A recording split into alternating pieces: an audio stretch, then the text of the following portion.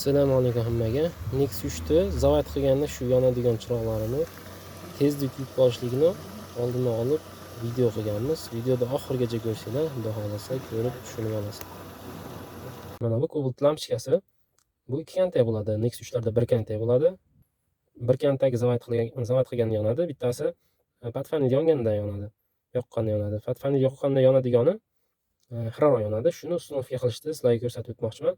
Oyoqchalar 4 ta oyoqchasi bo'ladi-da, ikki tomonda bo'ladi.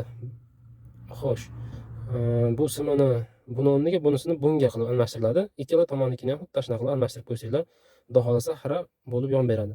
Bu xira bo'lish foydasi lampochkalar ham uzoqroqqa yaraveradi, tumanliklarda ham tezda o'lmasligini oldini oladi. Xudo xolasa shunaqa foydali kontentlar qilib boramiz.